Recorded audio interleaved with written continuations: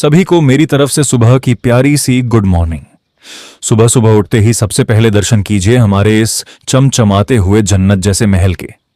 देख रहे हो ये आलीशान नजारा, ये शुद्ध हवा। भाई साहब, इस व्यू के आगे तो हाई फाई शहर और बुर्ज खलीफा भी फेल हैं। वैसे तो सब टकाटक है, पर आज की ब्रेकिंग न्यूज ये है कि आज अपुन निकल रहा है शिमला। हां जी, क्वीन ऑफ हिल्स शिमला। पर कोई घूमने फिरने या माल रोड पे मटकने नहीं जा रहे हैं भाई। आज जाना है शिमला हॉस्पिटल, अपने उसी रूटीन चेकअप के लिए। डॉक्टर साहब ने सुई लगाने के लिए याद किया है, तो जाना तो पड़ेगा ही। अब आप सोच रहे होंगे कि भाई सुबह निकले और शाम तक पहुंच गए। अरे भाई साहब, ये ऊंचे ऊंचे रास्ते हैं, यहां रास्ता सीधा नहीं, जलेबी की तरह घुमा हुआ होता है। तो अब हमारे इस ऊंचाई वाले घर से शिमला हॉस्पिटल तक पहुंचने में कितने दिन और कितनी रातें लगेंगी, ये एक बड़ा सस्पेंस है। तो भाई, सफर पे निकलने से पहले शुद्ध ठंडी ठंडी हवा में नहाना तो बनता है। ये देखो, बाहर खुले में अपना नहाने का पानी एकदम रेडी है। कसम से पानी देखकर ही आधे पाप धुल गए। तो चलो, मैं फटाफट यहीं खुले में नहा लेता हूं। और ये लो भाई, नहा धोकर बाल वाल सेट करके अपुन एकदम हीरो बनके तैयार है। अब निकलते हैं सीधे शिमला के लिए, मिलते हैं सीधे रास्ते में। तो भाई, घर से निकले अभी थोड़ी ही दूर पहुंचे थे कि सोचा आपको पीछे मुद्दा कर अपना घर फिर से दिखा दूं। ये देखो, वहां दूर छोटा सा दिख रहा है ना, वही है हमारा आशियाना। और अब जरा सामने का नजारा देखिए भाई साहब। ये रास्ता है या जलेबी का भाई, एकदम टेढ़ा मेढ़ा, घुमावदार, और कसम से ऊपर चढ़ाई ऐसी है कि अच्छे अच्छों के पसीने छूट जाएं। इस चढ़ाई को देखकर ही लग रहा है कि रास्ता कितना खतरनाक और जानलेवा है। और भाई साहब, सबसे मजेदार बात तो सुनो, यहां कोई गाड़ी वादी नहीं आती है। पूरा रास्ता पैदल ही नापना पड्डी धाता है। आम इंसान के लिए तो ये सिर्फ 1 घंटे का रास्ता है, पर भाई आपके इस भाई की कहानी थोड़ी अलग है। दरअसल मुझे हार्ट की प्रॉब्लम है, दिल में 2-2 स्टंट पड्ढे हुए हैं। इस वजह से ऊंचे रास्तों पर चढ़ते ही सांस फूलने लगती है और सांस लेने में भारी दिक्कत होने लगती है। बस इसी दिल का हालचाल जानने और अपने कार्डियोलॉजिस्ट यानी दिल के डॉक्टर साहब से मिलने आज शिमला जा रहा हूं। अब जहां लोग 1 घंटे में पहुंचते हैं, वहां इस चढ़ाई और सांस की दिक्कत की वजह से मुझे ये रास्ता पार करने में कम से कम 3 घंटे लगने वाले हैं। पर कोई बात नहीं, धीरे धीरे रुक रुक कर वादियों का मजा लेते हुए चलेंगे। आखिर जान है तो जहान है। चलिए सफर जारी रखते हैं, मिलते हैं अगले मोद्दा पे। सफर में थोड़ा और आगे बढ़ने पर यहां से नीचे हमारा प्यारा गांव मांजू दिखाई दे रहा है। देखिए कितना खूबसूरत लग रहा है हमारा मांजू गांव। इस गांव के लोग बहुत ही सीधे, मिलनसार और मेहनती हैं, जो दिन रात खेती बाड़ी करके अपना गुजारा करते हैं। लेकिन एक कड़वा सच सुनिए, आजादी के इतने साल बीत जाने के बाद भी इस गांव में बुनियादी सुविधाओं के नाम पर कुछ भी नहीं है, सिवाय एक छोटे से प्राइमरी स्कूल के। न ढंग के रास्ते हैं, न कोई बड़ी सुविधा। हमारी सरकार और यहां के नेता लोगों का इस तरफ कोई ध्यान ही नहीं है, जो कि हमारी सरकार के लिए सच में बहुत शर्म की बात है। खैर, इस दर्द को दिल में दबाए चलिए, आपको दिखाते हैं इस तरफ का एक और शानदार व्यू। लो जी, चलते चलते आखिरकार अपुन पहुंच गया है माऊनाग। अब यहां की कहानी सुनो। यहां मैंने अपनी बीवी और बच्चों को एक किराए के कमरे में सेट कर रखा है, जहां से मैडम बच्चों को स्कूल भेजती हैं। अब क्या करें भाई, अपने इलाके में सिर्फ प्राइमरी स्कूल है, प्री प्राइमरी का कोई नामो निशान नहीं है। तो बच्चों की शुरुआती पढ़ाई यानी केजी और यूकेजी के लिए घर से इतनी दूर इस परदेश में बच्चों को पढ़ाने के लिए छोड़ा है। इन ऊंचाइयों पर ऐसी ऐसी मजबूरियां हैं भाई कि क्या ही कहें। पर चलिए, इमोशनल बातें बंद करते हैं और चलते हैं सीधा अपने वीआईपी किराए के कमरे में। और भाई साहब, जैसे ही मैं इस छोटे से कमरे के दरवाजे पर पहुंचा, साक्षात बीवी और बच्चों के दर्शन हो गए। फिर क्या था, पापा को देखते ही बच्चों की पार्टी शुरू हो गई। मैंने भी अपने बेटे और बेटी के साथ जमकर मस्ती की।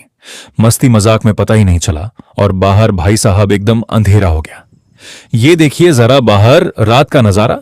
इन ऊंचे ऊंचे इलाकों के घरों में लाइट्स ऐसे चमक रही हैं जैसे आसमान के तारे जमीन पर उतर आए हों। तो चलिए दोस्तों, आज की थकावट बहुत हो गई है। अब सीधे मिलते हैं सुबह सुबह, क्योंकि यहां से शिमला के लिए आगे का जबरदस्त सफर शुरू करना है। तब तक के लिए गुड नाइट, मिलते हैं फ्रेश मॉर्निंग में। लो जी, हो गई इस सफर की दूसरी सुबह। सुबह जैसे ही आंख खुली तो देखा दोनों छोटे उस्ताद यानी बेटा और बेटी पहले से ही जागकर अपनी सुबह की नटखट शरारतें शुरू कर चुके थे। बाहर जाकर माहौल देखा तो मौसम का मिजाज एकदम बिगड़ता हुआ था। आसमान में काले काले बादलों का डेरा था और हल्की हल्की बारिश शुरू हो चुकी थी। खैर, पानी गर्म था तो अपुन ने बिना देर किए फटाफट मार लिया एक गक्काडेक स्नान। नहा धोकर बाल वाल सेट किए और निकल पड़ा बस पकड़ने। हमारे नजदीकी स्टॉप माहूनाग से एनपीटी बस पकड़ी चुराग तक के लिए। रास्ते में हरी भरी वादियों के खूबसूरत नजारों का पूरा लुत्फ उठाया। चुराग पहुंचते ही वहां के बाजार का थोड़ा मुआयना किया ही था कि किस्मत से शिमला जाने वाली हरिओम बस भी आ गई। अपुन भी एकदम फुर्ती से बस में चढ़ गया और चल पड़ा शिमला की ओर। पर भाई साहब, किस्मत तो देखिए, सुन्नी तक पूरे रास्ते खड्डे के खड्डे यात्रा करनी पड़ी। सीट का तो नामो निशान नहीं था। और अब सुनो असली मजे की बात। आपके इस भाई को परफ्यूम की खुशबू से सख्त एलर्जी है और बस में जो सुंदर सुंदर लड़कियों और महिलाओं ने कड़िड़क परफ्यूम छिड़क रखा था, भाई साहब, उसकी महक से आपके भाई की तबीयत ऐसी डगमगाई कि सीधे उल्टियां शुरू हो गईं। कसम से उस वक्त तो दिल कर रहा था कि इस शराब जैसी बदबू मारने वाले परफ्यूम को दुनिया के नक्शे से ही मिटा दूं, पर क्या करें, कुछ लोगों को इस शराब जैसी महक में ही आनंद आता है। खैर, सुन्नी पहुंचकर आखिरकार एक सीट नसीब हुई तो जान में जान आई। शुक्र है पास में कोई परफ्यूम वाली सवारी भी नहीं बैठी थी, तो तबीयत एकदम फ्रेश हो गई। फिर अपुन ने इस सफर के कुछ और शानदार नजारे अपने कैमरे में कैद कर लिए। बस ऐसे ही चलते चलते शाम को अपुन पहुंच गया शिमला चलौंठी। बस से उतरते ही देखा कि शाम ढल चुकी थी और हल्का हल्का अंधेरा होने लगा था। यहां शिमला में हमारी प्यारी प्यारी बहनें पढ़ाई करने के लिए किराए का कमरा लेकर रहती हैं, तो आज रात का बसेरा बहनों के यहां ही होगा। अब कल सुबह सुबह चलेंगे सीधे हॉस्पिटल, जहां डॉक्टर साहब को अपने इस प्यारे से दिल का हालचाल बताएंगे और आगे के टेस्ट या दवाइयां जो भी होंगी वो करवाएंगे। चलिए मिलते हैं कल फ्रेश मॉर्निंग में। लो जी, हो गई इस सफर की तीसरी सुबह। सुबह सुबह जब अपुन की आंख खुली तो बिना देर किए सीधे निकल पड़े चमियाना के Atal institute of medical super specialities की तरफ। बाहर का नजारा देखा तो भाई साहब, आसमान में काले घने बादलों ने कब्जा कर रखा था और मौसम एकदम झमाझम बारिश वाला हो रहा था।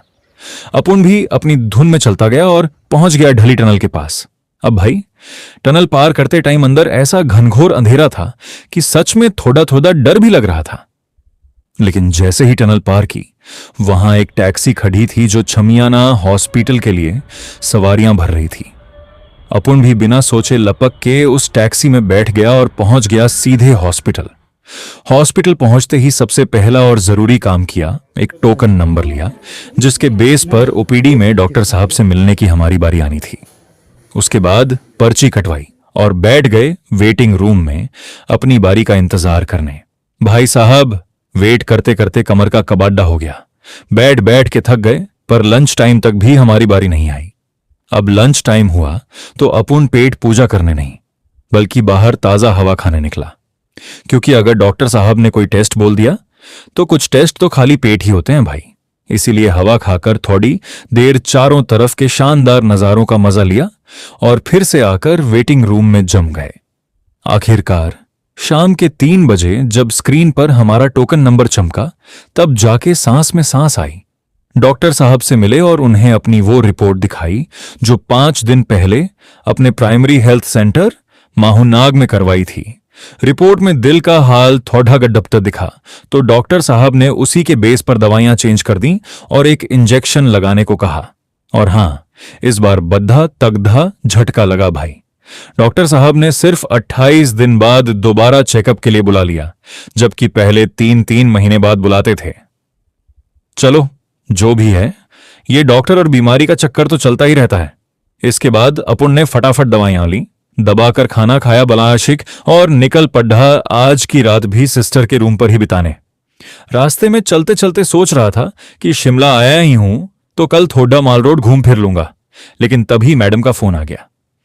मैडम बोली कि आपके साले साहब और साली साहिबा आए हुए हैं और वो तुमसे मिलकर ही जाएंगे।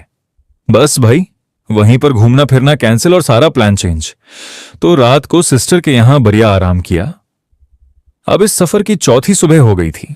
सुबह के 4:30 बजे अपुन संजौली चौक पर खड़ा रहा था बस के इंतजार में। यहां से बस पकड़नी थी, पर किस्मत देखिए, बस से पहले ही एक भाई ने लिफ्ट दे दी और हम निकल पड़े सीधे चुराग की तरफ। रास्ते में चलते चलते तत्ता पानी और बगछाड़ के बीच में एक बद्दे खतरनाक अंधे मोद्द पर एक सीन हो गया। हमारे आगे चल रहे ट्रक की टक्कर सामने से आती एक छोटी गाड़ी से हो गई। एक्सीडेंट देखकर एक पल के लिए तो लगा कि कुछ अनहोनी हो गई भाई, पर शुक्र है भगवान का कि सिर्फ गाड़ियों को ही नुकसान हुआ, किसी की जान को आंच नहीं आई। तब जाकर हमारी जान में जान आई। वहां से जैसे ही रास्ता साफ हुआ, हम फिर से चुराग के सफर पर चल दिए। चुराग पहुंचते ही किस्मत से मुझे शिमला से माहूनाग जाने वाली बस खड़ी मिल गई। अपुन ने चुराग से रांगण तक का टिकट कटाया। रांगण में उतरकर सबसे पहला काम किया, पास के क्लिनिक में जाकर वो इंजेक्शन लगवाया जो शिमला वाले दिल के डॉक्टर साहब ने बोला था। बाहर रिमझिम बारिश हो रही थी, पर आपका भाई नजारों का मजा लेते हुए पैदल ही अपने किराए के कमरे पर पहुंच गया। कमरे पर पहुंचकर साले साहब और साली साहिबा से मुलाकात हुई। खूब बातें की, बढ़िया खाना पीना हुआ। उसके बाद वो दोनों तो अपने घर निकल गए और मैं भी अपनी बीवी बच्चों को बाएं बाएं करके अपने घर के लिए चल पड़े। रास्ते में मुझे मेरे अंकल का लड्डित का चुनी लाल मिल गया। फिर हम दोनों साथ साथ चल दिए। भाई साहब, यहां के हालात सुनो। ये चुनी लाल पढ़ाई के लिए हर दिन इस मुश्किल रास्ते से 8 किलोमीटर सुबह और 8 किलोमीटर शाम को, यानी रोज 16 किलोमीटर पैदल चलकर स्कूल जाता है। ऐसे ऐसे मुश्किल हालात हैं यहां दोस्तों। चलते चलते हम दोनों ने इन हसीन वादियों में कुछ शानदार तस्वीरें खींची और बस वहीं पर हमारे मोबाइल महाशय की बैटरी हो गई गुल। मोबाइल ऑन ऑफ हो गया, जिसकी वजह से इसके आगे का वीडियो शूट नहीं हो पाया। तो मेरे प्यारे भाइयों और बहनों, इस बार वीडियो का एंड सही से नहीं हो पाया, उसके लिए दिल से माफी चाहेंगे। आखिर में कमेंट करके जरूर बताइएगा कि आपको मेरा यह सफर और यह वीडियो कैसा लगा। मिलते हैं किसी नेक्स्ट मजेदार वीडियो में। तब तक के लिए बाय बाय। अपना ख्याल रखें।